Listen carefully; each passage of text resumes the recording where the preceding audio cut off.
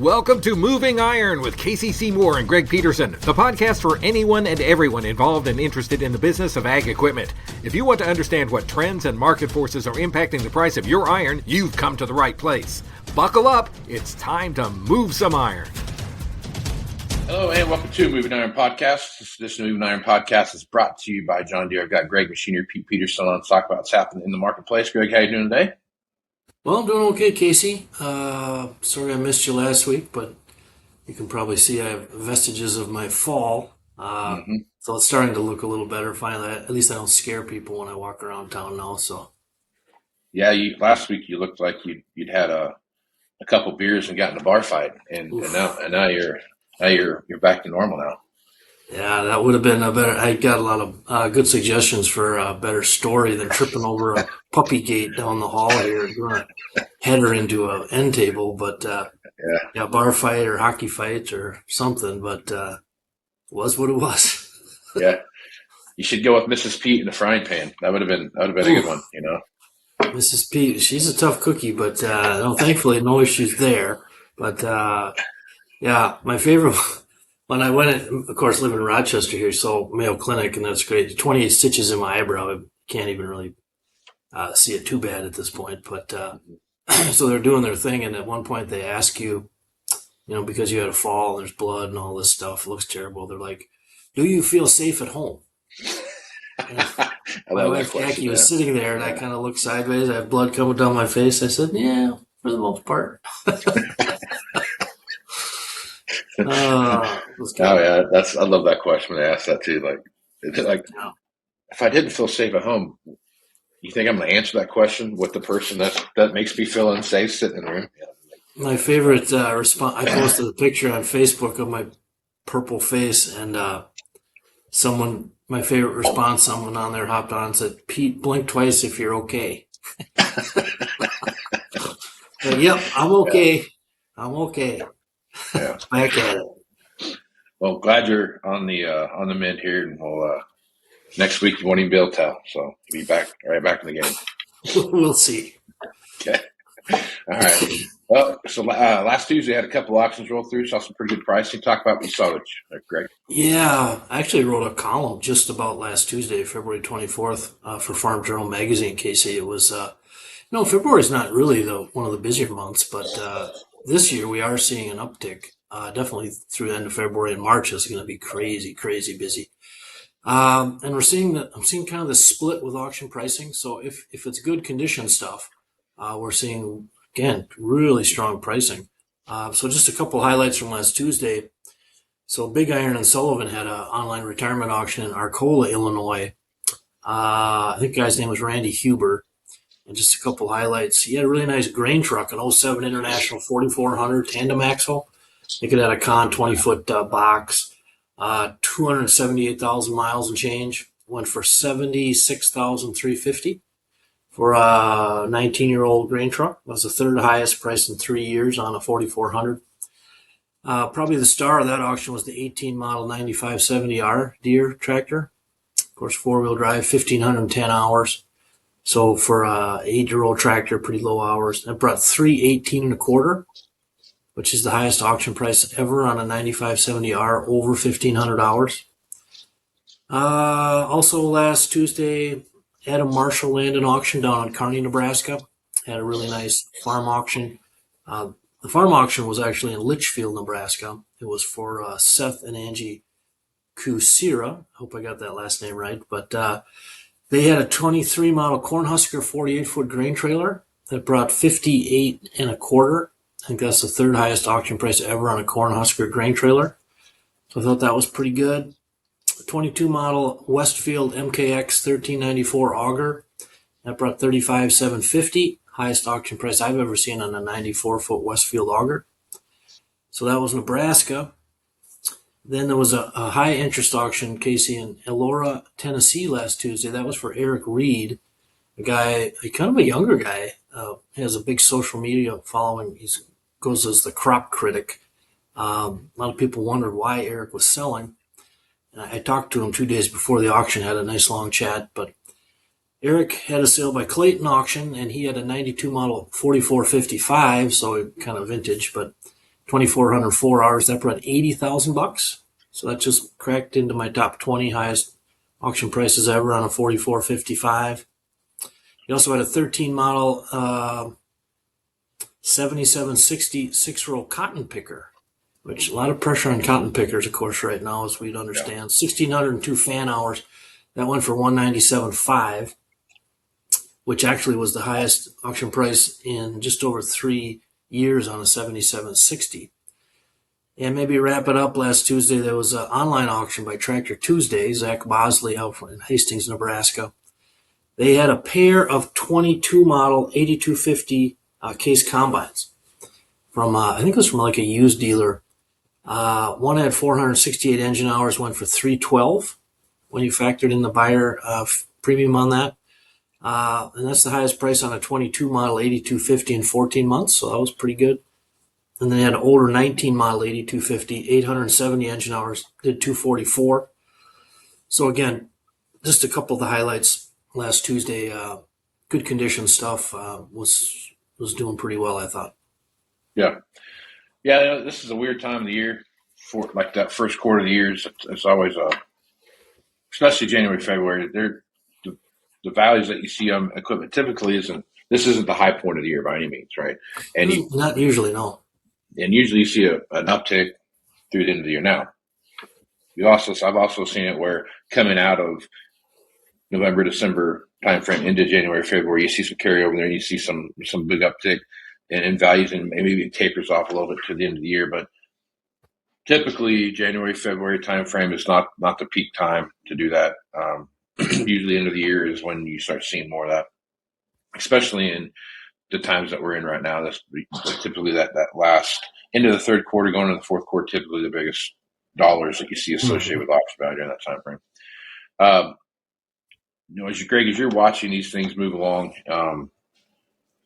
as you've been through this, for 30 plus years, as you're watching these things tick along, what are some of the things that you're paying attention to now with the time that we're in, as we kind of, we've hit a leveling out point. I think everyone can acknowledge that it's not getting better, it's not getting worse, so we're kind of in the middle somewhere. When you're in these kind of time frames, what are some of the stuff that you've seen happen during these time frames that people should be paying attention to? Well, one thing that I watch pretty closely is the raw volume of auctions, which I know you kind of bird dog the same thing, volume of listings on the dealer side in aggregate. So I think that can tell tales. And right now, when I look in our system at machinerypete.com, I look through, and March is always, it's the busiest auction month on the calendar usually. But what I'm seeing right now is outsized busy. So we came off the end of 25 with, I think our data showed like a 4.5% jump in the number of auctions. I think that's accelerating here a little bit into first quarter of 26. And not surprised. I mean, basically the average age of the American farmer is what it is. And I'm just seeing a lot of auctions, Casey, in the pipeline where a lot of nice equipment, and you can kind of tell that it's either older farmers just deciding, well, maybe now is just, maybe would farm another 2-3 years if corn and beans were higher, but rather than lose a little equity, I'll just retire. And also in the middle age range, like that sale last Tuesday in Elora, Tennessee for Eric Reed. Eric is very known on social media, high yield corn guy. And so people were surprised. They're like, Eric, why are you retiring? And it was a retirement is what it said. And, there's always chatter about that stuff. Eric actually called me 2 days before the sale, and we had a nice long chat. And what it boils down to for him is that, he just said, Pete, math is math. And, I'm looking at what it's going to cost me to put the crop in the ground this year and where the prices are. And it just, it just doesn't work. And he's looking out 2-3 years ahead. He's an optimistic guy, as you have to be as a farmer, but also being a realist. And now his wife has a very good job. And he said, Pete, all my equipment's paid for. So it's just, he actually said something really interesting, Casey. He said, my wife told me it was okay to stop. And that's interesting because, farmers, generational, you grew up in it, your dad, your grandpa, your fourth, fifth, sixth generation. And, working through the bad times, don't quit, keep at it, runs up against math is math on the finance side. And so I think there's more folks in the middle age range, like Eric, that are doing the same thing. I just saw a sale coming up in Arkansas, and on the sale by Witcher Auctions, a great auction company. And, they always have a little description on the sale bill, and it said, I can't remember the husband and wife's name, but it just said they've just decided to just continue their grain farming operation. You're going to do something else. And, that's just the harsh reality of our ag economy right now, I think. Yep. Yeah, for sure. And it's a tough marketplace, and it's you hate to see this kind of stuff happen, but every time that something like this comes up, you see those kind of things happen, and unfortunately, it's hard. It's hard right now, and unfortunately, it's not getting any easier. And that's even after you come on the backside of this, just everything associated with it is so much more difficult. So, Casey, last week I could, because my face was all black and blue and purple. I didn't go down to Commodity Classic in San Antonio. Well, you were down there with Tyne and Clinton, our Farm Journal crew, and Chip Flory. What was the vibe you picked up on, just generally speaking, from ag folks all around North America there? Yeah, so the companies that I talked to, you had a lot of this, hey, it's not getting any worse, but hey, it's not getting any better either. We're kind of stuck right here, but we were optimistic about the end of the year. You kept hearing a lot of that. The vibe that you got, that you talked with, I had one vendor say, and it made a lot of sense. He goes, I can always tell the success of my show, of these shows that we're at, by how much stuff I have left on my table for giveaways. He goes, that means that people are here to actually learn about your product, not just to get a bunch of free junk, right? And he goes, our table's still full, and we've had a lot of people come through here. So that tells me that people are here to learn about what we have to offer. Commodity Classic's a little bit different than other farm shows. That's one of those places where they typically see a bigger rollout of kind of what's new for the year. A lot of technology, a lot of different stuff that comes from that. And I think the conversations I heard with farmers talking, things like that, the conversations I heard, a lot of this echoed a lot of the same things. Hey, it's not getting any better. It's not getting any worse. It's tough out there right now. The same kind of reverberations that I saw out there. But what I did see a lot of folks talking about and looking at were, if I do spend this money, what are my efficiencies that I'm going to get? Right? What am I gaining from this stuff? And you saw a lot of those conversations when they were talking with vendors, like, hey, here's what I'm doing already, and I'm seeing this. If I spend the extra X, what's Y look like? And a lot more conversations around technology, a lot more conversations around how those efficiencies were going to increase cash flow or whatever on the farm. And the old adage is, if you listen to every seed company, you should be growing 700 bushel corn. But it's because it's like another guy equated that to drivers, or golf balls or whatever. Every time they come out with a new driver golf ball, you're going to get 5 to 20% more distance than you did before, or whatever. So, I should be crushing 1,000-yard drives by now, but it's I think you identified. I think you identified something on the head there, Casey. I think the ag industry should probably look to the golf industry in the marketing end of things, because you're a golfer like me. We'll buy anything if we think it can make us hit it a half a yard farther or whatever. Yeah. So maybe we need some of that little more pizzazz marketing in the ag side. But no, it's interesting feedback from the farmers there, Casey. Before we start recording, I shared that I am seeing a lot more increased negative chatter. Because I kind of live in the social realm throughout the day doing what I do, just interacting with people and posting and stuff. So I'm seeing a lot more people anecdotally say, oh my God, used equipment values, oh, they're awful. Now, I've been doing this 36 plus years, so I don't think there's ever been a sale I've gone to where someone doesn't come up to me and go, oh, Pete, these prices are terrible. And it's kind of why I started doing this 36 years ago. Not to be defensive and refute it, but I just want to come at it from a place of truth data wise. So 2 years ago in 24, values were falling like a frickin' rock, 20, 25% year over year.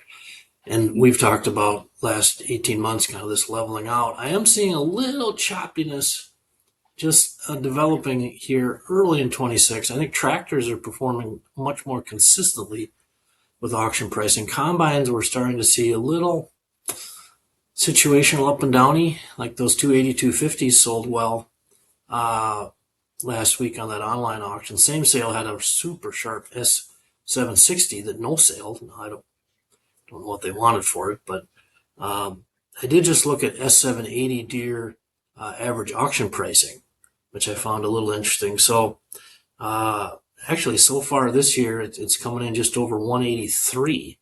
Now, it's early in the year, but I mean, last year it was about 264.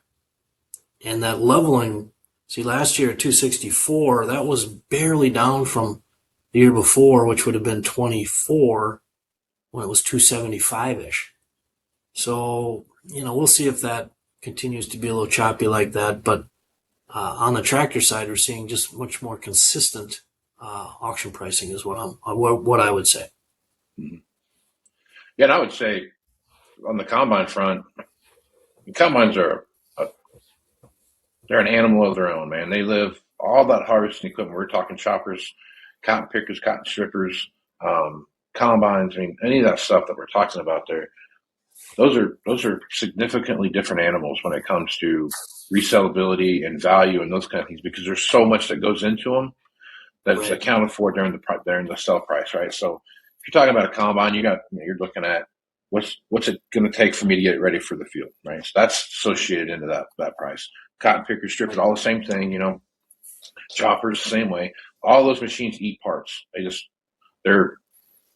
just a different animal when it comes to that. I would also say this: if you're looking at, and I'm not going to pretend like I'm some kind of expert on the cotton side, because I'm not. I got friends of mine that are, and I call them when I want to talk about cotton, and I'm not the guy. But when you start looking at choppers, you start looking at combines, those used to have 3 times a year where you would sell those machines ahead, behind, or ahead of, So basically, the first quarter of the year, you always saw a good run on combines setting up for wheat harvest, right? Spring harvest, and you would see a little bit of a lull, and then right before fall harvest started, see some other things happen, and then you would see the end of the year. And I would say, in my opinion, watching how combine sales are kind of moving throughout the time frame now, it feels like to me a lot of combines get sold late third quarter and fourth quarter, and there's not saying that there's no sales to the first 2.5 quarters of the year, but it's not as profound as it was maybe 5 or 6 years ago. The chopper side of it too. I mean, if you're looking at where you're at there, I mean, that's the same concept. It's that last quarter of the year into the first quarter that you see some chopper purchases being made. Now, what drives late year, summer sales of choppers, if there's a drought and if things don't change, we're going to see some chopper sales because of drought situations that we see around us. But I just think the combine side of it is, in my opinion, where we're at right now in the time of the year, I'm not surprised to see some choppiness in the combine marketplace. Yeah, it is. I mean, early March, it's, like you say, it's not one of those sweet spots where your hair's on fire as a potential buyer. It is interesting on the cotton equipment side. Again, as a Minnesota boy, it's not really in my wheelhouse, but from a data side, it's been interesting. The ramp up in auctions, we do see, I would say, a higher increase in the Mid-South. So in that Kentucky, Arkansas, down in Mississippi area, Carolinas. And I just got looking at some numbers, Casey. If you take like a late model Deere, a CP770, and we just saw a pair of them sold within the last month here auctioning. I think it was Jamestown, Mississippi.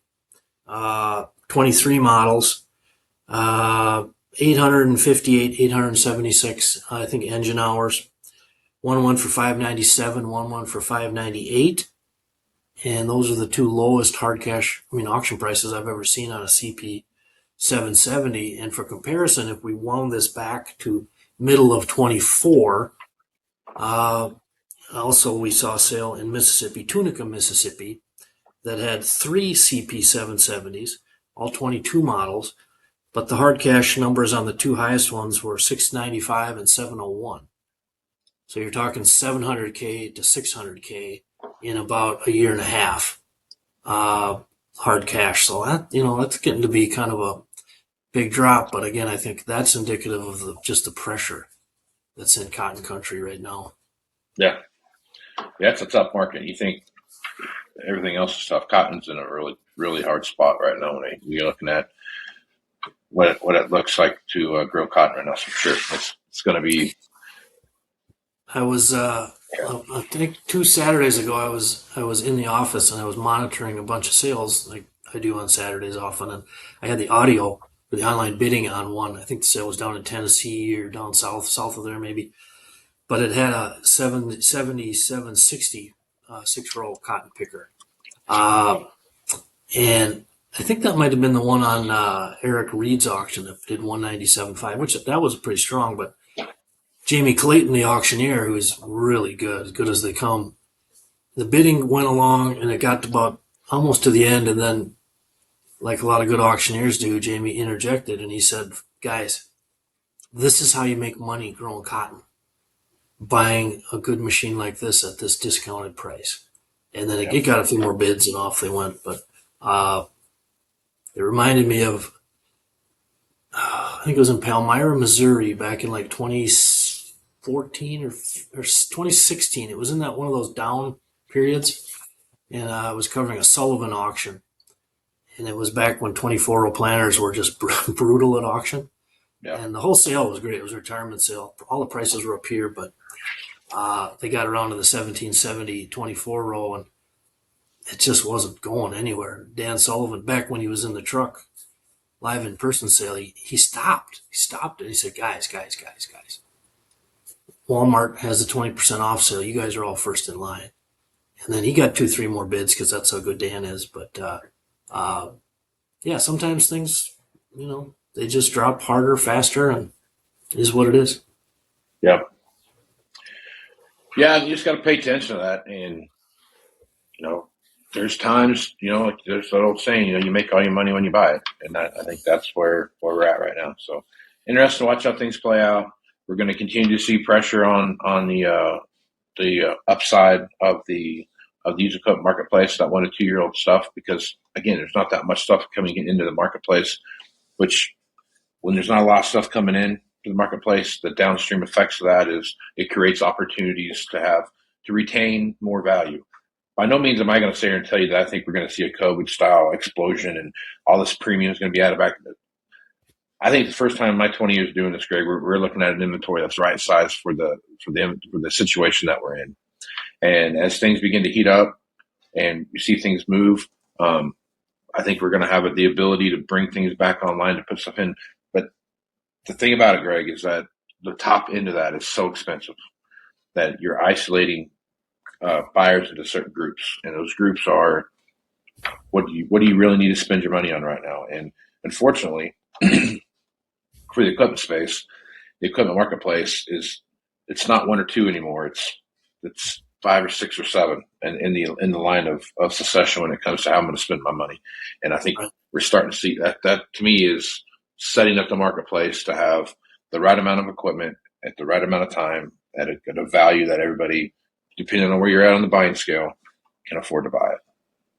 Yeah, I would agree. 36 years covering it, I don't know that I haven't seen that balance you're talking about, which is, it was a lot of blood in the water to get to the balance from the dealer side 2 years ago. And now on the farmer side, it's obviously a lot of pressure on the grain side. But yeah, I think overall, which is why at Commodity Classic, I was sorry I couldn't be down there for some of the new product releases, which, people might at a glance say, wow, it's pretty optimistic for manufacturers to be releasing new into this. But,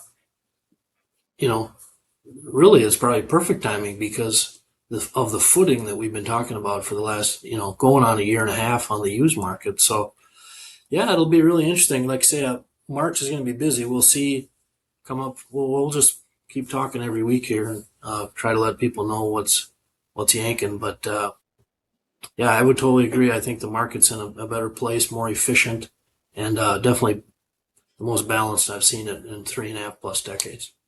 For sure. All right, Greg, good place to stop. Folks want to have you come talk to their group or show up at their auction or whatever. Best way to do that is just go to machiningpete.com or hit you up on your social media sites. Have our website, little contact button there. I'm happy to come out and tell you how to not trip on a puppy gate or whatever we want to talk about. So it's all good. You do have experience in that, so it'll be good. All right. Life's about Greg, hard knocks. That's right. Exactly right. That's exactly right. Well, Greg, appreciate you being on the podcast. We'll catch you again next week. Have a good week, Casey. Well, there they are, mocking you. See you next year, loser. That weedy area that's got you thinking, man, I hate that spot. Wish I'd sprayed better. Get the last laugh with a sprayer upgrade from John Deere. Precision upgrades that can increase your sprayer's performance, like ExactApply, advanced nozzles to give you more control at more speeds. It's just one of the many precision upgrades you'll find at johndeere.com. Now, let's see who's laughing. Welcome back to Moving Iron Podcast. I got Sean Hackett on to talk about what's happening in the world of commodities. Sean, how you doing today? I'm doing pretty good in a wild period here since the weekend, to say the least. It's to say the least, very much so. It's been a crazy news cycle here of late, and we've watched a lot of movement and a lot of things that have been pretty stagnant. Oil, commodities, a lot of different stuff that's out there. Before we jump into that, I want to talk a little bit about the late February, early March cold you talked about. We saw that come through, and we saw some very cold weather. I was even in Florida when it was cold in Florida. And I was up in North Florida, up in Orlando, and there were a few mornings there where it was. So we were talking in the 30s in the morning, high 30s, low 40s, and for that part of the world, obviously that's very, very cold. So I guess Sean, kind of recap that a little bit, talk a little bit about what you're talking about here, because we're headed into planting season, not too far away here in the Corn Belt. As you're looking at this, Sean, what are your thoughts on that, on your the model that you've been referring to? Our thoughts continue to be that we're looking at a cold spring. We think some winter kill risks are high for the U.S. As we get into let's say late March into late April, dry weather risks for Casey winter wheat areas out west. Is a risk. So if I was looking for weather-related catalysts, it would be winter wheat for this spring. Pretty hard to get too excited about corn and soybeans. In that scenario, frost is usually not an issue that really tends to worry the market too much. The dry weather is going to be mostly west, but the ice states are going to be fine. So I don't anticipate anything there. I'm looking for a very good growing season for the U.S. on an El Nino arriving. Pacific decadal oscillation is kind of weakening. The negative PDO is weakening, meaning it looks like it might be actually neutral to positive, which tends to promote a good growing season. If I was to weigh any risks for the growing season, Casey, it would be excessive wetness in the back half of the growing season and a very, very wet harvest. I could see serious delays in harvest advancement, lots of crop quality problems, and obviously just what you don't want to hear is a lot of potentially extra expense in drying down corn and things of that nature. But that's, to me, if I'm looking at where would I be worried about weather for the summer growing season, it would be India, it would be China, and it would be like Southeast Asia and Australia, your rice wheat country. That's where I would be looking for potential for pretty hot, dry weather. And those could be issues that impact the market in the fall. And usually what happens, Casey, is India and China in August start to assess their crop production potential. And if it doesn't look very, very good, China will increase their purchases and India will start holding back exports. So I think that any adverse weather for those regions wouldn't necessarily impact price over the summer. It would impact prices from the fall going onward. Okay. Now, we're going to be in full El Nino mode for Brazil. El Nino for Brazil means an entire growing season. The first half and the second half are going to be extremely hot and dry for central northern Brazil, where the majority of soybeans and corn are now grown these days. So if you kind of look through the timeline here, very, very wet spring for the U.S., harvest for the U.S., drought developing for Brazil, ramifications of short rice and wheat crops, and potentially even corn crops for China, in increasing demand from China, reducing exports from India in the fall. The fall timeframe onward seems to me to be where the next accelerator to the upside might be once we finish the uptrends that we currently have, Casey, going into the spring. Right now, we've been riding geopolitics, which is going to continue to be there. We've been riding this optimism over China trade deal expansion, which I just read yesterday. Besant, everything is still on. There's no change in their meeting. Besant's going to be meeting with their underlings here next week, and that meeting is still going to happen. And you would have to believe some positive developments are going to come from that.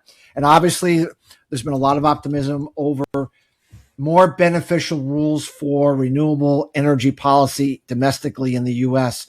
Those three factors should allow for some more upside, Casey, going into the spring. But in my view, given a good growing season for the U.S. and a delayed reaction from China and India into the fall, you're going to want to make sure that whatever old crop bushels you don't have priced yet, you want to make sure you get them buttoned up by the end of the spring. And you want to make sure those bushels that you cannot store and those bushels you have to sell in August and September, that you make sure you get those bushels covered here in the spring. It's going to be pretty tough to get much of a weather rally from the U.S. weather point of view after the spring. So that's kind of the general idea here of what I think is going to happen. Geopolitics in terms of, day to day, week to week, impossible to predict those moves, but we can talk about the longer term cycles and why we're feeling that this period from now into the next 3 or 4 years is going to be an extraordinarily inflationary geopolitical period for hard assets, for energy, and for grain markets, especially wheat and rice. There's a long history of these cycles leading to some of the most accelerated moves to the upside when you get into them. That cycle started or starts in 2026. Oddly enough, now where geopolitics are kicking in right on schedule. Yeah. And they're really expected to accelerate into 2030. And we can show a chart and what that has meant and give people a bearing. Get away from day to day, understand the long-term trends. What it means is you do not want to forward sell any more bushels than you cannot store and that you have to sell to keep the farm going. You want to make sure you gear yourself, keep the topside open on your future production. You cannot miss a phase transition higher if that's what's going to occur like it has in the past. And we can show in the chart what that looks like. So, okay, yeah, bring up the chart. Let's take a look at what you're talking about. Okay. Let's do that. Let me know when you see it up and if it's looking okay. All right. Yep, I see it. And I scroll just a little bit. There you go. Perfect. Okay. So there's not a whole lot of commodities that have traded since 1860. Crude oil didn't trade in 1860. Natural gas didn't trade in 1860. A lot of things didn't trade in 1860, but wheat has. So this is a chart of cash wheat prices. And there's a reliable cycle that approximately every 27 years, we get into what's called a geopolitical instability war cycle. And, for whatever reason, it takes almost 3 decades to harbor anger and discontent to where it leads into some type of a world issue that leads to all kinds of money printing, all kinds of trade flow barriers. Hoarding kicks in. Everybody wants to stockpile what they absolutely need. And so this is just going over this cycle, Casey. So the first part of the cycle starts right here in 1861 when the U.S. Civil War broke out. And you can see how the wheat price absolutely spiked higher during this approximately 4-year period going into the peak when the Civil War started to back off. 27 years later, we got into a Spanish-American War. For those remember, it had to do with Cuba. And you can see that, that was a situation in the 1890s and saw the wheat price head vertical. Not as big of a move as the Civil War move was. Then 27 years ahead, World War I, obviously everyone I think is familiar with that. We also had the Spanish flu during this period of time, oddly enough, just like COVID, Spanish flu, World War I, and we had a wild spike trade higher in wheat. That peaked right when World War I peaked. 27 years ahead, got us into the late 1930s, early 1940s during World War II. Another wild spike trade had the Dust Bowl that led into this, which was a wild weather volatility cycle. Then we had 27 years ahead, we had the Vietnam War, the war over communism. We had the wild spike trade in the early 70s when we had what's called the Russian grain robbery, when Russia essentially bought the entire U.S. grain ending stocks, especially of wheat, setting a wild price spike higher, one of the greatest accelerations in history. 27 years ahead, we got into the September 11 attacks, the war on terror, the war in Iraq, and had a wild price appreciation during this period of time. And then 27 years ahead is 2026.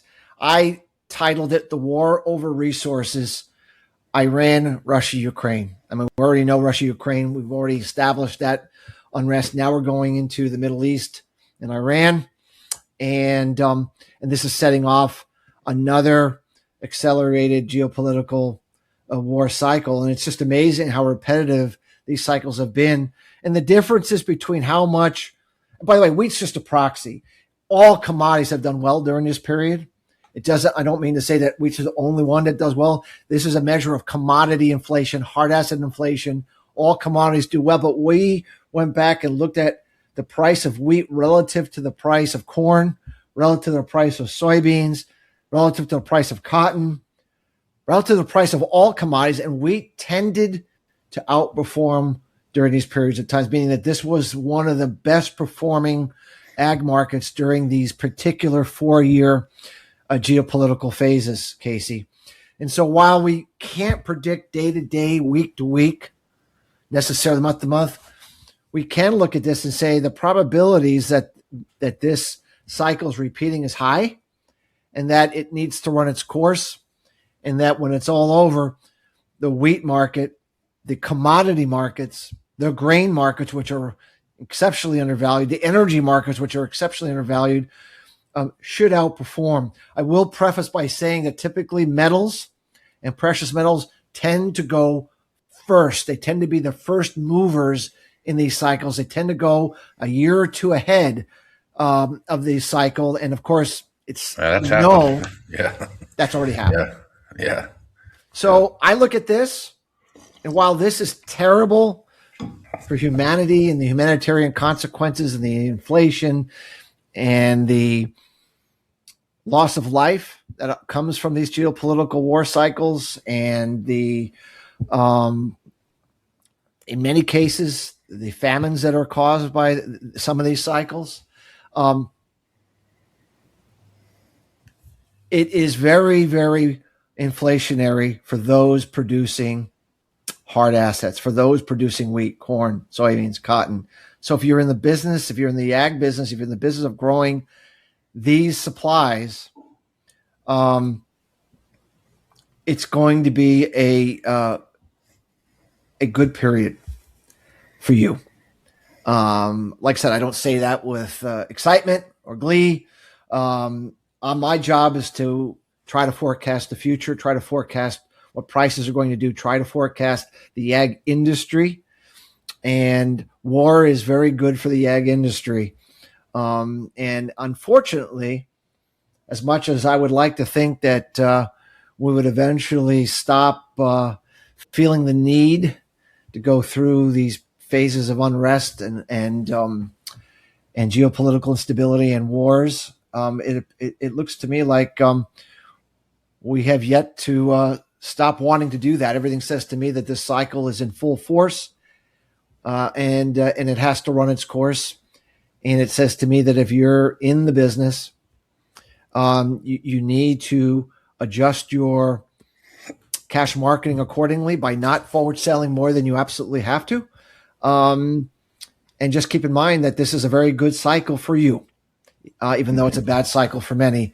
For those in the ag sector, it's a very good cycle for you. Having adequate storage on the farm is probably the most critical asset that you can have right now, is to be able to hold back when prices are unattractive like they are now, and then to be able to sell when the prices are good like they were a few years back.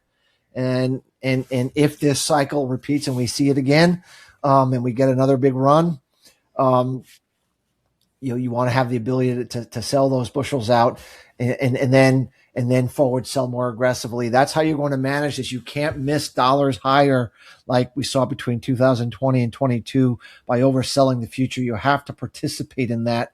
If you're going to eat the losses during the tough times, you have to make hay, no pun intended, when the times are better.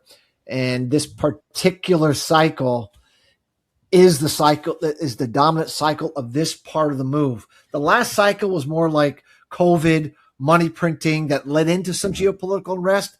This cycle is pretty much primarily a geopolitical cycle. The cycle that comes after this is your weather volatility cycle.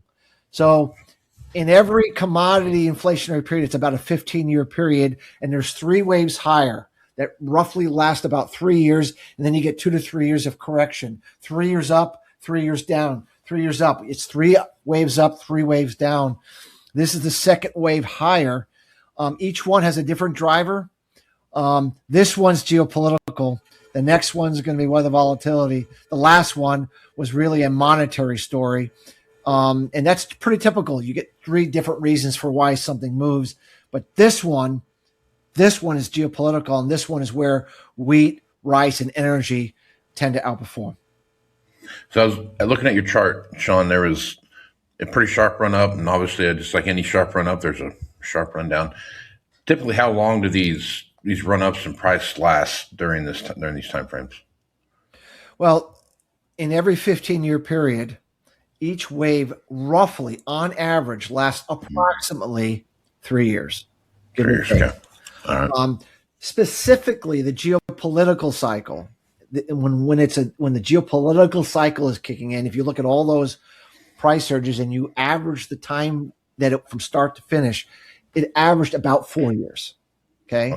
So that's why I'm saying this period from 2026 to 2030. By the way, it doesn't mean you have to wait till 2030 for the peak. The peak could occur in 2028 or 29. It just means that it typically takes around 4 years for that cycle to blow its top off or have a crescendo to where that geopolitical cycle or that geopolitical stress backs off. Okay. And the next cycle, the last cycle of this inflationary cycle, will be the weather volatility cycle they've talked so much about on your show. That period from 2028, 30 into the mid 2000 late 30s, where we have no sunspots, wild weather volatility based upon the solar cycle. That'll be your weather volatility cycle, like the Dust Bowl was in the 30s, or like the sea surface temperature volatility cycle was in the 1970s.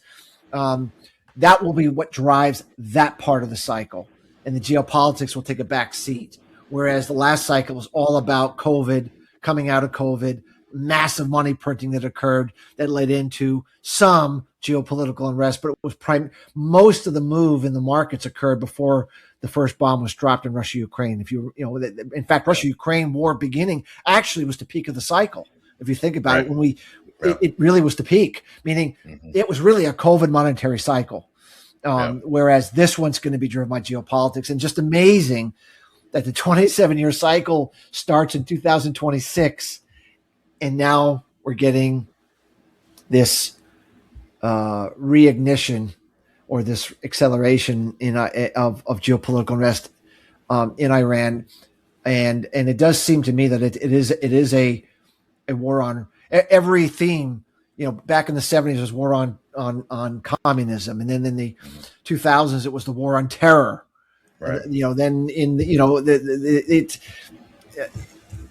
to me, this looks like the war on resources.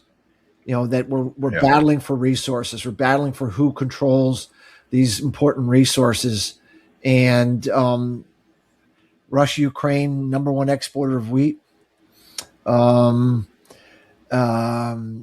the Middle East, dominant producer of oil and natural gas and liquid natural gas. From all the reports I've seen, Russia, Ukraine has some of the biggest rare earth metal reserves in the world. I mean, usually these wars have a reason for occurring where they're occurring. To me, this is a battle on resources, and obviously China is very heavily dependent on the region for energy and food, and so that's that this is kind of the battle that we're dealing with, and fortunately for the United States, we produce tons of energy. And we produce tons of food. So for us, in terms of what it means for us, we're well positioned. But if you're someone like China, if you're someone like India, if you're someone like the Middle East that lack in the areas of food or energy or both, it's a tough period coming up. And that's where the hoarding comes in. You say, okay, if I'm not certain I can go to Russia and get the wheat that I need, then I'm going to stockpile what I need as a buffer against it. So one of the reasons that all those periods you saw this spike trade in wheat is because of hoarding. Those that have it don't sell it, and those that don't have it panic buy it and they stockpile it, and it creates that supply-demand mismatch. Yeah. So looking at your time frame there, Sean, as you go out from now to the end of the end of the decade, looking at where, we should probably go back and revisit that episode. But a couple of years ago, we had a conversation about, how deforestation of the rainforest was causing change in weather patterns and those kind of things. And then, Brazil had I believe it was 2030 that they were going to ratchet back how much could be deforested and whatnot. And I don't know if they've actually ratcheted anything back at all up to this point. As you look at this situation that's coming up, that we just talked about, and you look about what's going on in Brazil and how those weather patterns could kind of roll their way through that. As you watch that, how do you, and you start looking at countries like China that are very heavily dependent upon exports of grain and stuff from Brazil. When you look at that, how do you think that plays out for American agriculture? Well, if we get into if this geopolitical cycle repeats like it has since 1860, and we get into a hoarding cycle, Brazil's supplies of agriculture are going to be absolutely critical to supplying those that don't have, right? I mean, they have been critical. Yeah. Well, I mean, they have to be able to, if they don't produce, or they have difficult times producing given their now prolific nature, you now have a higher order issue with how things get done. The Brazilians have pulled back on their deforestation. They're still deforesting, but at a slower rate. So they haven't done anything to actually reverse. I've always felt, if you looked at the precipitation patterns, that they've dropped in half over the last decade. They went from excessive rainfall, all the rain that you could need, and even though they've dropped in half, they're still barely producing enough rain.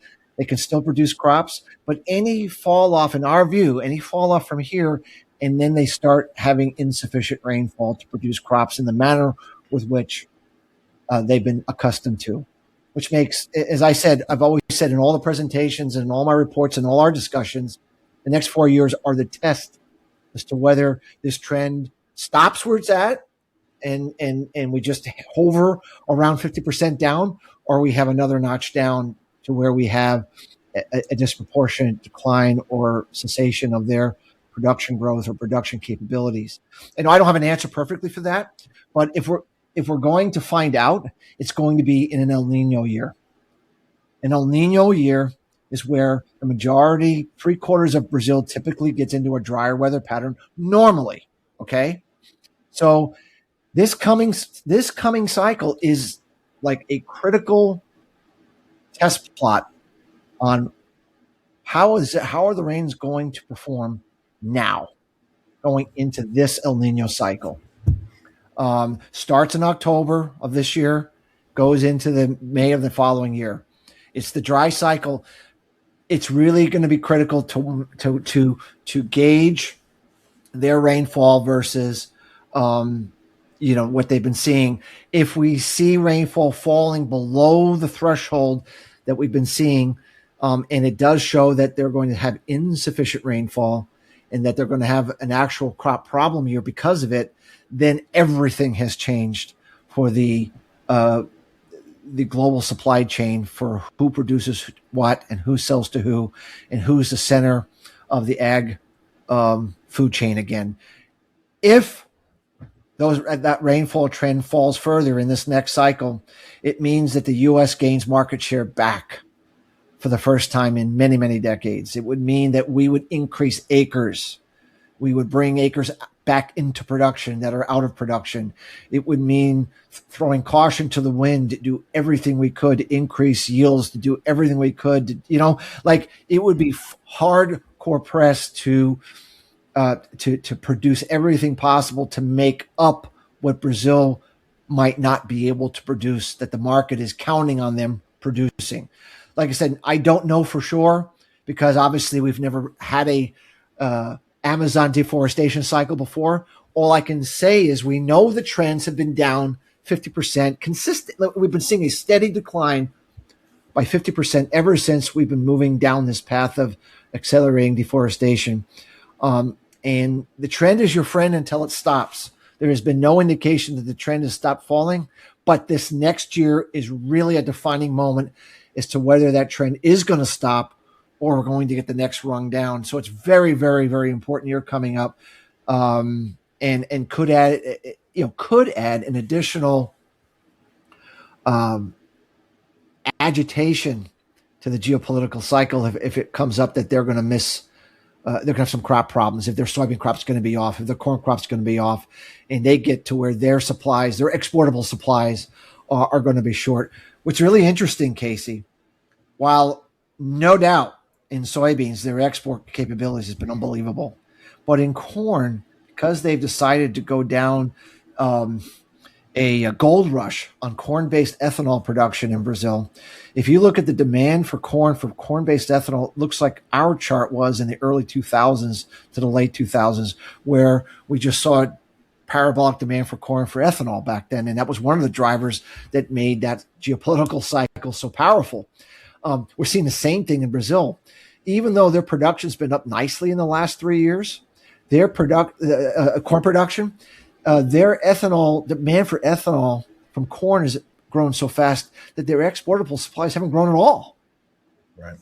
So think of that. Just think of that we have a situation where their crop in corn has grown, yet their exporter supplies have flatlined.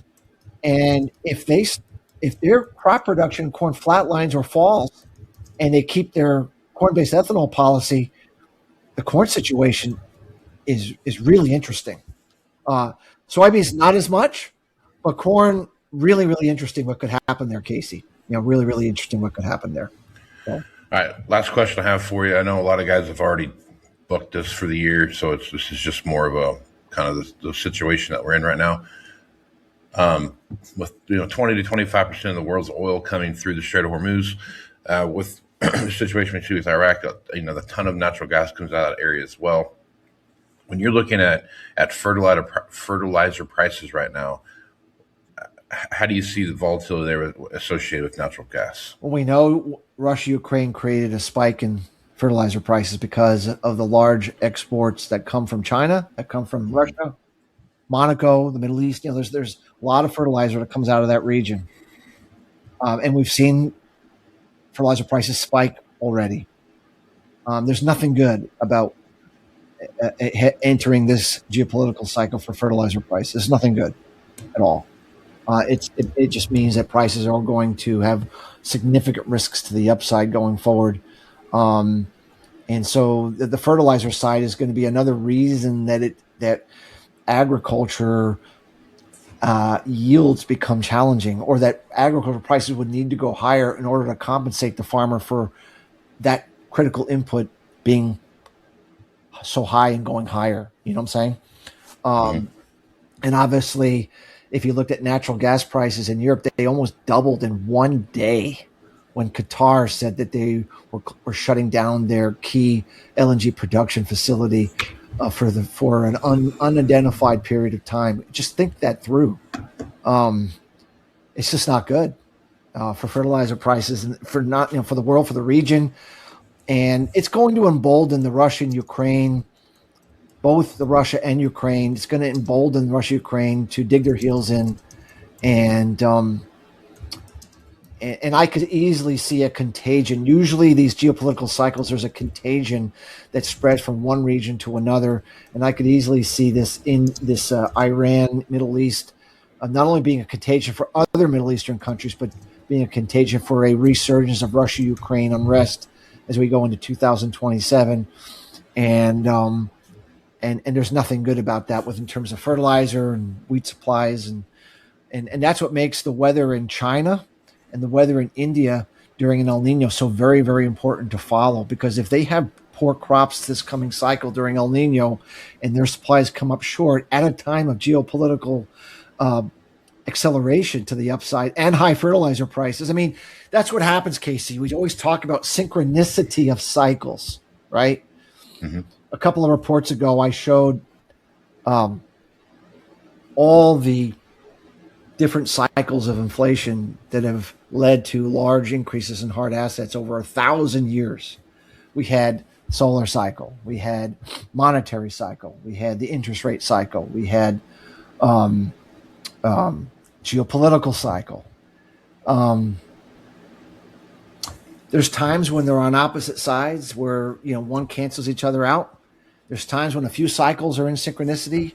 The more cycles that are in sync, the greater your potentially the inflationary impact. Prior to this cycle, the most synchronous period for hard asset inflation was the mid 1600s. We had all cycles but one in an inflationary upswing. Anyone that follows the Ice Age and what happened to food prices and commodity prices during that time in the 1600s knows it was one of the most inflationary periods for hard assets and resources that we have seen. In this particular cycle, every single cycle is now in synchronicity for the first time in 1,000 years. So it just means that everything seems to be in alignment monetarily, geopolitically, weather volatility wise, and interest rate wise to lead to this war on resources to why this phase is the war on resources, right? Like there's a reason that this is a war on resources. It's interesting because the world figures this out. Like they figure out what the problem is and then they do something about it. And it's just very interesting that this is going to be termed the war on resources. And we have alignment of every single inflationary cycle pointing in the up direction heading into the 2030s. It's just very interesting that that's what the war is, that what this geopolitical instability cycle is all about. And it makes sense that it would be about resources. Yeah, Very much so. Well, we're also at a point in time in history where you have very similar to, go back in history and look at all the stuff where you have one dominant world power, the United States, and an up and coming world power in China. That if you look at it historically, how those two, systems or styles have clashed with each other along the way, there's always been a lot of volatility and a lot of geopolitical stuff through proxy wars. And well, I think the historians call it monetary regime change. Yes. Change the rules of how the economy operates. When British lost their role and we gained it, it was a major monetary regime change of how the world operated economically. And it looks to me we are going through a monetary regime change.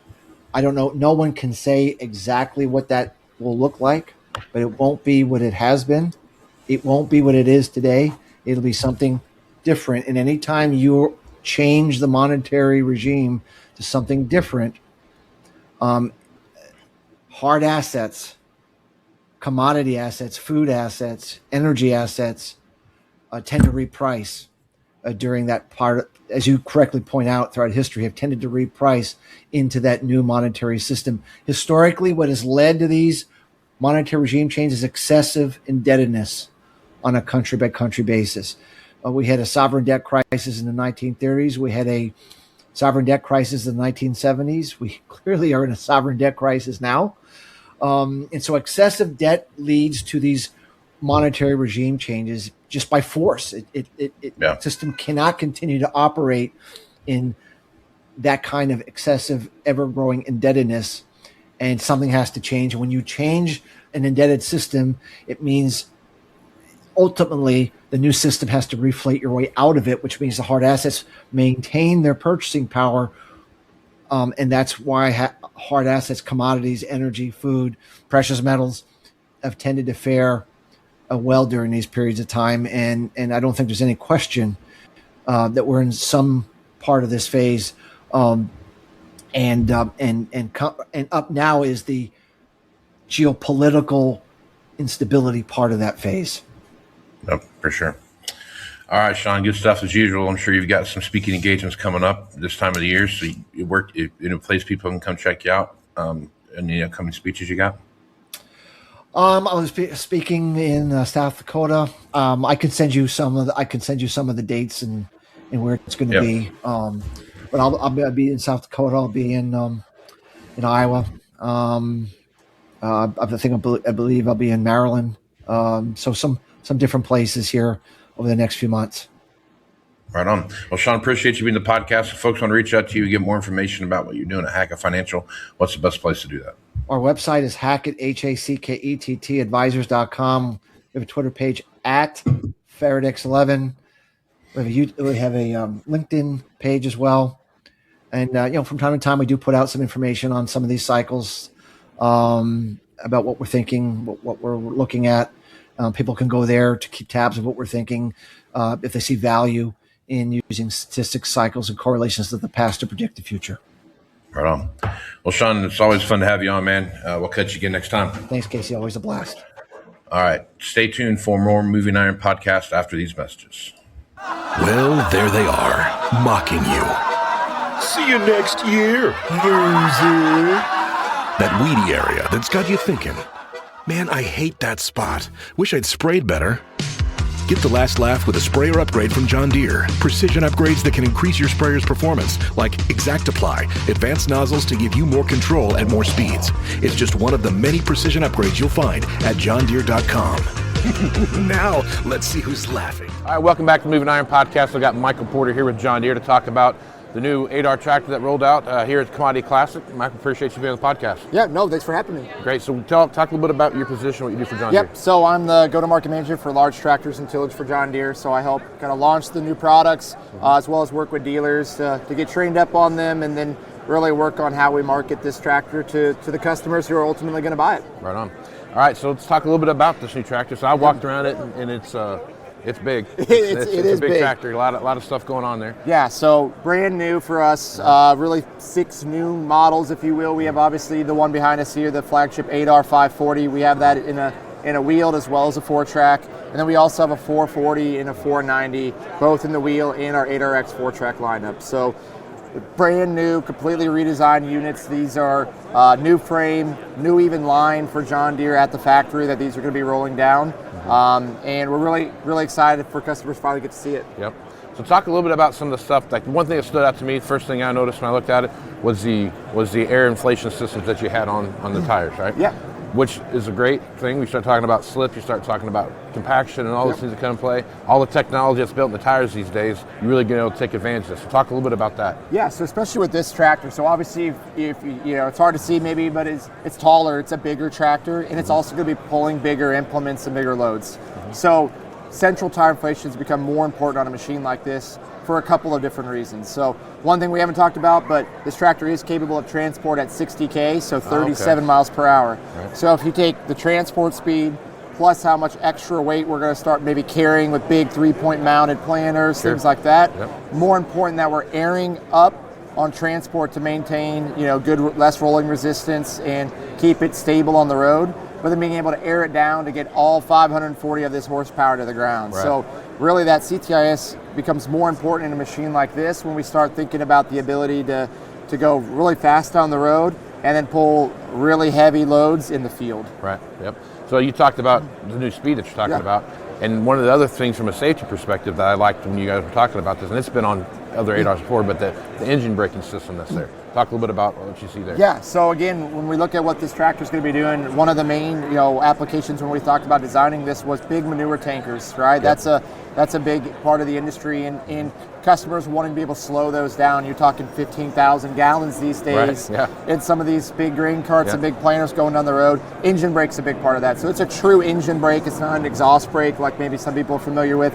It's true in the cylinder combustion engine brake, and that really helps slow down the machine. So again, if they're going down the road, to do 60K with maybe a big manure hauler behind it, it's important to be able to slow down, and that just gives them the confidence so that they're not, uncertain on the road. And we paired it also with a new ILS system. So it's kind of a system here where it's not just one little feature. We built a lot of features around something like manure hauling, right? So ILS feature we introduced, it's a bigger, overall heavier system, but we also have roll control. So going down the road, this is taller, we are going faster, it really keeps it level. And then we paired that with our new steering system called reactive command steering. So a lot of people, in their pickup trucks, maybe they let go of the wheel, it returns to center and straightens out. We have that kind of experience for those transport applications now, but then also the ability to adjust the kind of that steering sensitivity and even like the resistance against the steering wheel for in-field and on the road as well. So customer can really tailor the driving experience to what they like. Okay. All right, so talking about a bigger tractor, sets up way higher, you got a lot taller tires, you got a lot of stuff going on there. Talk about the visibility from the cab from when I'm in the field. How's that going to, if I'm used to like an 8R 370, for example, how's that experience going to be different? Yeah, no, so this tractor, and it really depends on tire configs and stuff, but roughly a little bit around a foot, maybe a little bit more taller than an 8 today. Probably a better comparison is almost directly in line with a 9 height-wise. Okay. So for a customer, why that really matters is grain cart comes to mind. Guys love about a 9R being able to maybe see into that grain cart and kind of see where they're at. That's a big part of it. But I'd say in general, what makes our 8R so great is how the visibility and the turning radius and the maneuverability, they could see all the way around that machine and even right down to that 3-point. We were able to keep that in a tractor that performs like a 4-wheel drive. So yeah, the visibility is very common to what they'd see maybe in an 8R today. The difference maybe being on the 8RX is we do have the new Command View 4 Plus cab on the 8RX. That's the same cab from the high horsepower 9s. It has 20% more glass on the right-hand side and 15% more floor space. So it is really nice on that 8RX, the ability to get that larger cab with more glass space in that machine. Okay, so you brought up 4-wheel drives, right? So now you're into the 540 horsepower range, which there's only a few, higher than that. We start looking at the 4-wheel drive market. When you guys look at the lineup that you have now, row crop to 4-wheel drive, a lot of transition from row crop tractors into 4-wheel drive because of the horsepower needs that people are starting to come into. As you start looking at this, how do you think that's going to affect your overall 4-wheel drive line? Yeah, so I think it really depends what the customer wants to do with the tractor, right? So again, for those customers who are maybe pulling a big planter, they've had to maybe move to a four-wheel drive, not purely for the power, but they've been asking for that row crop feel, right? And so that's really one of the major targets of this and why we call it the ultimate planting solution, especially when we talk about the tanks. So for those customers, I think it really fits. They want that row crop tractor feel, be able to pull the big planters, and this definitely unlocks it. What is also nice about it is for those planter tractor guys, the ability to then have this and be able to do maybe bigger tillage tasks and bigger grain cart in the fall and increase the utilization of their planting tractor. That's a big deal. But when we talk about the four-wheel drive, there's definitely still a market, right? Sure. I mean, if your primary focus for this unit is tillage, the power to the ground and the weight that a four-wheel drive has even over this will still outperform. You know, if you take a 540 9R and you take an 8R and you hook them side by side, that 9R is still going to pull harder. Yep. But for those customers who value maybe the comfort, the visibility we talked about, and the tight turning radius and maneuverability, it's a great option to maybe not have to go to a four-wheel drive if they don't need that power and that weight all the time. Right on. Okay. Yep. Well, Michael, appreciate you taking time to talk with me. Folks want to get more information about this, johndeere.com? Yeah, Deere.com or their local John Deere dealer is a great place to start, and we got lots of information out there on this thing. Okay, appreciate it. Thank you for having me. Mate. Thanks.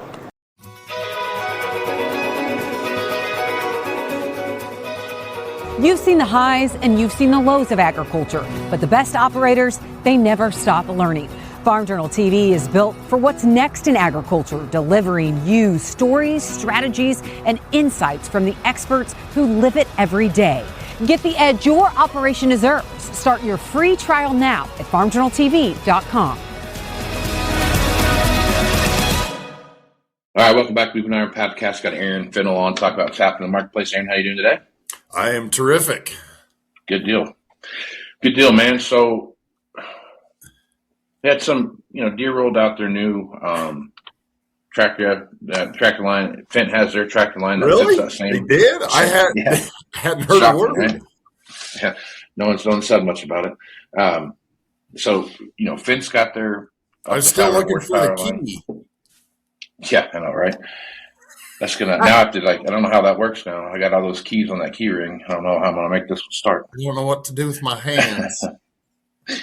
So with Fendt having their set up the way they have it set up, Deere has their set up to 540 now, and so you got a 500, basically all the way from 400 horsepower up to 540 horsepower. I give Case 2-3 years before they roll out their version. They did come out with that Optum 440. So right, they're over 400 row crop also. Yeah. So if you're looking at how those things play together, you start looking at the four-wheel drive market. What's that look like? And the thing about these tractors that, I walked around, I was at the Commodity Classic last week, and I walked around the Fendt and kind of got to look at it and the Fendt 1050, and I walked around the Deere 540, and just the sheer size of these machines is on the Deere side, they had a 410 set next to it, an 8R 410 set next to it, and then the 540 set next to it. And it was, the best way to describe the Deere was it's like take a 9R and take out the articulation joint, right? And weld those two pieces together. That's what you really slide have. the cab back. Slide the cab back just a little bit, right? And when you look at those two things, wait a minute. Yeah. Wait a minute. Is this an opening for the 2+2 to come back? That's what I'm hearing. I feel like we're almost there. Yeah, could be. I'd really like that nose to swing this way when I turn. When you had those things put together, you start looking at the four-wheel drive lineups. Obviously, AGCO doesn't have a four-wheel drive lineup, so they don't. There's nothing there for them to really worry about. But challenging. I don't know that they make that anymore. Oh, well, that could. Yeah. Dialed in on AGCO, we are. Yeah, I'm almost. They don't make the Challenger line of tractors anymore. So I know you can't get it in a Massey, and so end of discussion, right? Right, end of discussion. But they had, when you're looking at all the things that come together, when Case comes out with their version of that and they bring it to the United States and it's an open market thing,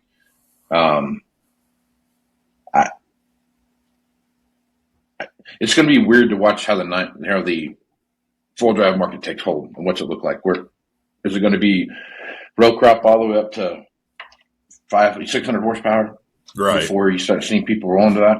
Or, which I guess if you think about it, when you think about the 4-wheel drive lines that are out there now, Deere's got the 735 or something like that, 735, and then you got a 790, and then they got the 830, right? And then now Case rolled out there. They had that 715 for a couple of years now, and now they got the 785, I think, is what theirs is. So if you look how the growth of that 4-wheel drive market past that 600 horsepower mark, this fits into that pretty well, right? So now you go up to 540 and you roll into, 600 horsepower, 640 horsepower, maybe then you start hitting the 700s and into the 800s. That almost like they did it on purpose, right? Because then it fill out the portfolio.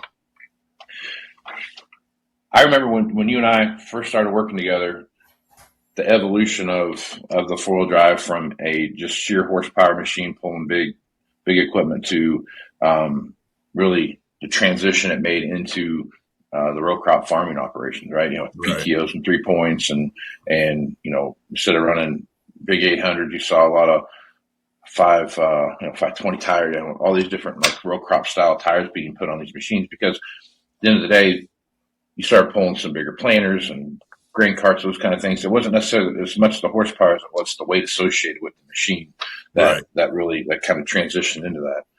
So as I'm looking at this now, if you have one of those like lower horsepower, that 375 horsepower up to 500 horsepower row crop or 4-wheel drive tractors, that spectrum that's there, it'll be interesting to watch how those happen, because looking at those tractors and how much weight they have on them and how tall, there was some, I don't know where they found the wheel weights for these things, but they were, God bless America, they were absolutely massive on the fence side and the Deere side, both the front end weights. If you look on the fence side with the front 3-point, the weight rack that they put on those front 3-point. Oh yeah, that great big block. So you can raise and lower down. All that stuff comes in, and kind of the genius thing too, a little bit about that 3-point thing is, depending on where you have that weight at, it completely changes the weight on the front end, right? If you have it up high or down low, it changes the distribution of that weight. So as you're looking at these things, the question, the thing you and I talked about a lot a couple of years ago was like, how big can machinery get before it's too big? And I think they've kind of answered the question a little bit of, well, we'll just make it into a smaller package and just hang a ton of weight off of it, and we'll disperse some of this 4-wheel drive stuff, because tires versus tracks versus roading versus going from field, like your contiguous fields, those kind of things, like that really changes the way you're looking at it. So I guess what I'm getting at here is, it feels like to me we got a hard stop on the 4-wheel drive marketplace, and about 600 horsepower, maybe some of that 500 horsepower 4-wheel drive stuff, you'll start seeing that kind of be the next evolution. Anything below that might struggle in the interim. Yeah, going on the new side. The used side's a different animal. Right. Yep.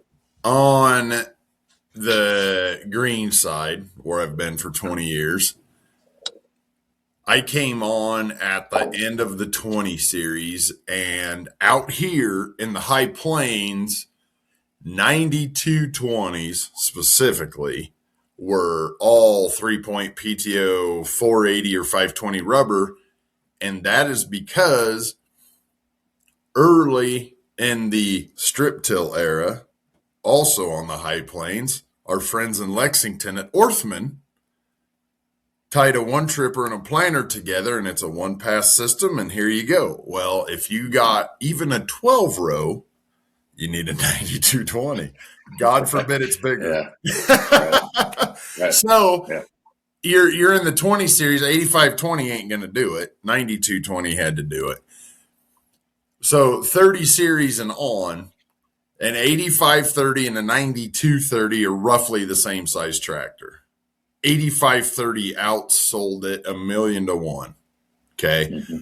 The 9330 then in my brain would be the actual entry level 4-wheel drive because that's your only choice. Right. Hugely popular coast to coast, more often than not, regardless of where it was, set up row crop. Right. 3-point PTO, 480, 520 rubber. Okay. Then as we go to the 9Rs, everything specifically biggest and baby are the same exact size. 360s, 370s, and on up. The row crop has always outsold the 4-wheel drive 9 to 1, maybe 9.5 out of 10. Right. Because that baby 4-wheel drive has the very, very small market of, and in fact, I think it's a market that fades out with generations, quite honestly. The minds of the baby 4-wheel drive exists because of dead weight. Okay. Mm-hmm. It actually will pull less than its row crop counterpart because of parasitic loss in the drivetrain. Right. But it doesn't get pushed around. You set up a little higher. Those little things for the older generation, they love that. Got to have 4-wheel drive. Got to sit up there. And I don't like the tail wagging the dog. Can't stand the tail wagging the dog. Well, 50 years ago when Kinsey shows up making big grain carts and stuff, that helped the 4-wheel drive market in and of itself.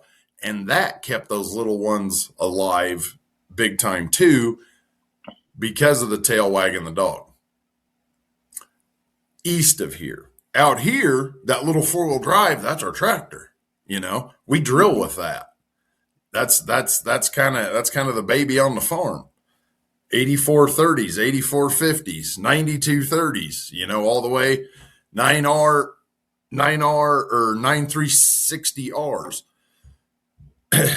But as we've reinvented the wheel, so to speak, and now we're all the way up to 540 engine horse and a row crop package, I think and this is just me, and I think a generation older than my driver's license says I am, okay? You're a generation older than your dad, so. No, just the same age. But more old school mentality. You're still going to have some of that. That 8R 540 might go outpull that 9R 540, both properly ballasted, and do it all day, every day, just like an 8530 will outpull a 9230. But you're getting into the realm there where the implements are so big and are so badass where you're going to have some tail wagging dog. Okay. Right. Now, maybe that doesn't matter because I'm not sitting in the seat, nor is anybody. I don't know. But in the actual function of the machines, the big box, the power coming out of that big box versus the little box is still going to hold its value. And I could honestly, Casey, I could see that 440 being the number one selling tractor in America. No question. Mm-hmm. But 540, I think once you get over 500 horse, you got to really, really, really, really have specific things for that tractor to do. Much as your guys' article, which is where I've read the most about the tractor, that thing, as John Deere said, it's almost as though that 540 is specifically made to run an ExactEmerge DB90. Like that is why that tractor exists. 10 mile an hour. I don't care if it's uphill like this. Go. It's got a generator mounted on it to run all the electric stuff on the planter. It's made for that. The big planter, the big air, whatever, that takes all that juice, all that power, and by electrical power, that's what that thing's for. It's specific uses. To go have that, to be a multi-unit guy and go from 410s to 540s and go anhydrous with them and do this and all that. I mean, great, but somewhere there's going to be a hard line in the sand about, okay, switch frame size. I feel like. Yeah. So that's obviously they built those machines with specific use cases in mind, right? I mean, right. They were, obviously they did that. So it's just like anything. They didn't build it to go chisel by Walsh, Colorado. No, they certainly did not do that. Unless the chisel's a 200-foot chisel. So I mean, that takes a lot of 20 bushel a week to pay for that tractor. Yeah. No, you're right. I mean, the difference in between the machine is like the frame size. That you just talked about, right? It's not an 8R frame. It's not a 9R frame. It's something in the middle, right? And real quick, Casey, like you were talking, the 410 next to the 540 on the Deers, and structurally larger the 540 is. Mm-hmm. Have you ever seen an 8410 parked next to an 8R 410? Oh yeah, it's half as big. Yeah, half as big. Half. Yeah. Mm-hmm. Dude, yep. And that's supposed to be the same tractor. Yeah. Yeah, I think that's the dynamics that play into that thing. I think you're right. You're looking at, if you want a 9R that has a turning radius of an 8R, that's what you're getting, right? But you're getting horsepower and stuff to the ground, and as nimble as a row crop supremacy 9R 490 would be right now today. Yeah, it is awkward as hell compared to that 8R 490. Yeah, just point blank. Yep. And so I think that as you start looking down the road, you start looking at autonomy and those kind of things. I think one of the bigger things people worried about, because the thing about autonomy is not, they roll out autonomy, they're not making cabless tractors tomorrow, right? They're going to make tractors that have autonomous capabilities. And would you rather have something like a bigger 8R running autonomously, or would you rather have a large frame, big huge monster of a tractor out there running around that's a 9R? And I think 8R is the Fendt 1050, those kind of things like that. The Fendt 940, those kind of things, like all those tractors are the ones that fall into that, where autonomy, it fits, the horsepower fits the autonomy, I think is what I'm getting at here. So I think as you're watching that transition thing happen. Now, on the other side of this, you start looking at the use side of the machinery. If you are a guy that's looking for some bigger horsepower, I think you have a great opportunity to roll into a 9R or a Steiger or something like that has and start looking at maybe having a pretty good opportunity to make that jump if you want to, because of how that pricing falls into play. The flip side of that too is those are going to become a niche of those machines. Somewhere like when I first started this in 2006, I remember if you had an 8440, 8640 style John Deere tractor on your lot with 3-point PTO on it, people came and got it from me. People bought it from you immediately. Like it went pretty quick. But this because of where that machine fell into the marketplace at, we started looking at the early, OT and 20 series, 9,000 series tractors, where those fell into the market at. That created a niche for that specific tractor, right? It's not a massive, huge machine, right. But now I can hook my bigger grain cart to it and be okay because of the weight of the machine. I got a 3-point. I can do some things with it. I think you're going to see a similar package of that now, because just like we talked about earlier, and for the past, I don't know, 12, 15 years, every four-wheel drive that's come out, well, for the most part, every four-wheel drive that's come out off the production line has at least PTO on it, right? So when you start looking at how those machines fit into there, if you're a 370 to a 450 horsepower four-wheel drive buyer, or that's kind of what you've been looking at, there could be an opportunity there. But because of the new side, in my opinion, falling off production-wise, you could create a niche in there to where if you had those machines, you might have something that's going to retain value a little bit better than it has in the past because of where it falls on the used side. Right. And if you start looking at like a 410, the 410's kind of always been an outlier in the marketplace. It's just that 400 horsepower, going from 350 to 400, and you get above that 400. That's always just been kind of an odd duck. It was until the last couple of years, and now it's the crown jewel.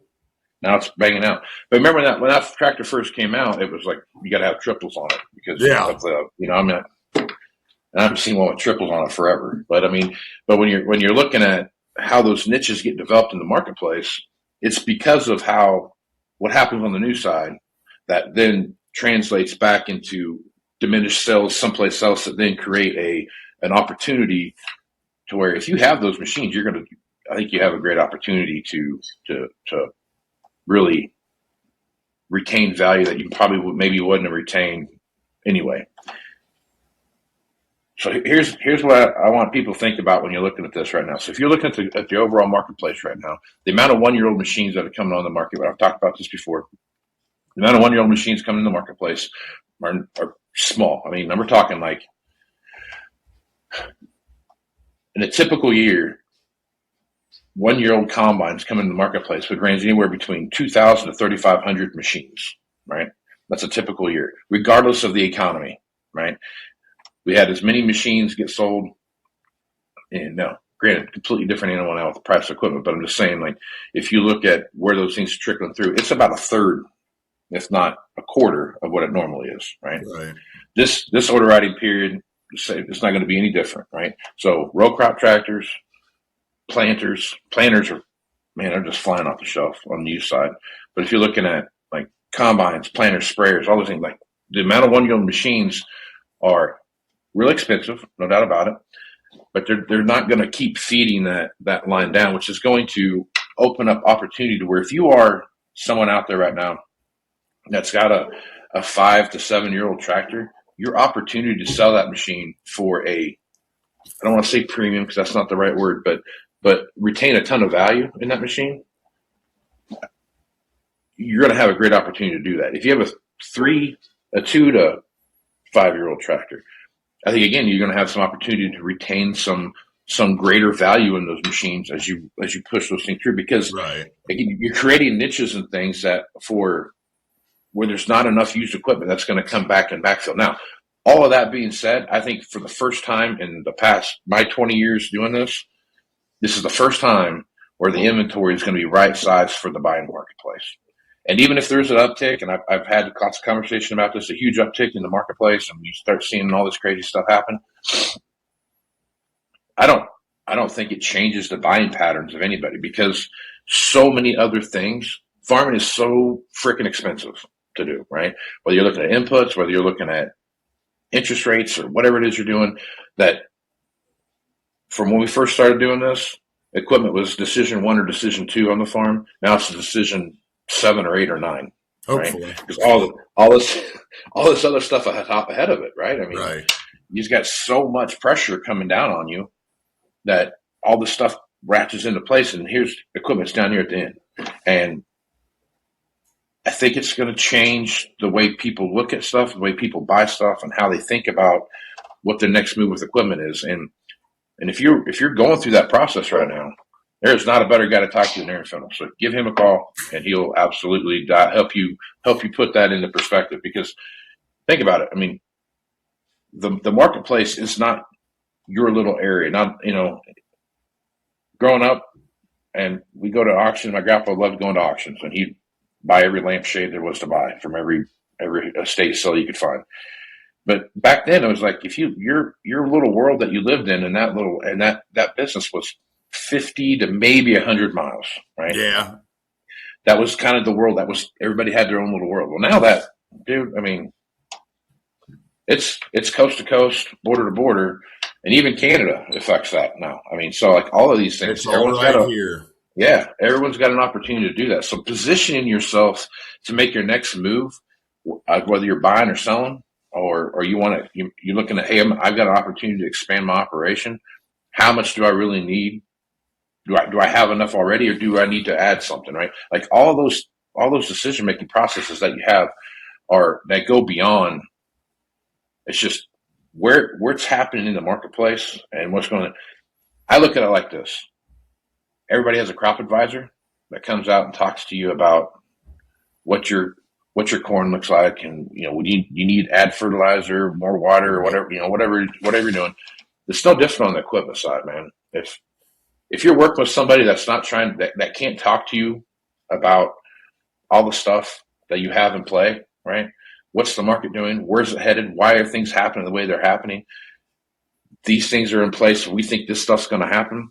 It's no different than having somebody sell your grain for you. Why did you sell my corn today? Well, because, and we decided to bomb Iran, and now oil is contracting, which is bringing up the price of corn. And, now we see we've seen whatever it's been, 25-cent rally in corn. I mean, all that stuff starts to add up. It's no different on the equipment side. Right. Like truly understanding what's going on in the marketplace, what is driving the things that are happening out there is so important. You can light a lot of dollars on fire or put a lot of dollars in your pocket. Yep. And that's very simply one way or the other. And you can buy a tractor today and we can tell you that, hey, we think this is what it's going to look like when these things start happening. And then, a flock of black swans land and on the pond. The next thing you know, we were wrong, right? Well, the same thing happens everywhere else. But if nothing crazy happens, which in today's world is not. Wait till noon. Wait till noon, something crazy will happen. But as you start watching these things tick together, there are so many nuances that change the value of equipment. And the thing about the value of equipment, how things bang along, is the equipment cycle's a year. It's 12 months, right? Farmer goes out, plants a crop, decides, okay, I think we're going to have a good crop. Looks like things are going to work the way they're going to. We start projecting out what we think our revenue is going to be. We have a harvest, and then we start looking at what's our next purchasing opportunity look like. Farmers this is my experience. If you had a good year, the next year, whether the economics are good or not, because I'll point back to 2013, right? 2012, things were great. Things started to slide, but they had a good year in 2012. Things started to slide in 13. People went out and bought a bunch of equipment, right? And then just kept getting worse through 14, 15, 16, kind of started to rebound a little bit at the bottom of 16 coming out. If you have a good year, the following year will be a good year in sales when it comes to equipment sales. And that's just how it works. So know that as you're going through this thinking through this process, and there's opportunities for you to make a deal and buy stuff. And like the old adage, you make all your money when you buy it, right? So start thinking about that as you go through. And again, if you're going to go through a trade cycle right now, is it best for me to trade at the beginning of the year, middle of the year, or end of the year? Like, where's that time frame? What makes the most sense? I would have said, like I was saying this in 25, like the best time for you to sell a piece of equipment is not at the beginning of 25, it's going to be the end of 25. And that played out, right? We saw that happen at the end. So working with people that can, like Aaron, that can walk you through what's going on in the marketplace and making that buying decision is so important to what you're doing with you have to look at your machinery the same way you look at a bushel of corn, right? When's the best time for me to sell it and why, right? Or when's the best time for me to hold it and why, right? All those things make such important decision-making processes when it comes to the profitability you see on your farm. Oh yeah, absolutely. The machinery is just like everything else. Yeah, 100%. And the more it's treated that way, the easier it is. Right, 100%.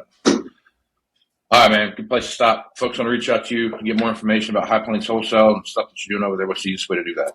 Well, you can catch High Plains Wholesale on TikTok and Facebook. I share the same deal and some different specials on my X account at Aaron Fintel, and you can find me also on Facebook and LinkedIn. You can call me or text me 308-760-1193. Right, man. Appreciate you being on the podcast, Aaron. Casey Seymour, you can find me Facebook, X, Instagram, LinkedIn, I think TikTok. I know you can find us on Farm Journal's YouTube channel. If you want to watch this, if you want to listen to it, go over to AgWeb and check out the podcast section over there. You can see everything that you want to see there. You can also go to AgWeb as well, and they do some write-ups based on what we're talking about here and kind of match a few things up with what we say, with what they see happen in the industry. So some good information. So check all that out. You can also find us on Farm Journals TV. You can find that there. You can watch this there as well. If you are a dealership and you want to find a different way to work with your customers and look at some broader way of predictively analyzing what's happening in the marketplace, give me a call, and I'd be happy to help you walk you through a product that we're working with right now called Equipment Match. Check that out. So I am Casey Seymour. I want to thank Aaron Fennell and Greg Machinier, Pete Peterson, Sean Hackett for being on this edition of the Moving Iron Podcast. Let's go move some iron, folks. Out.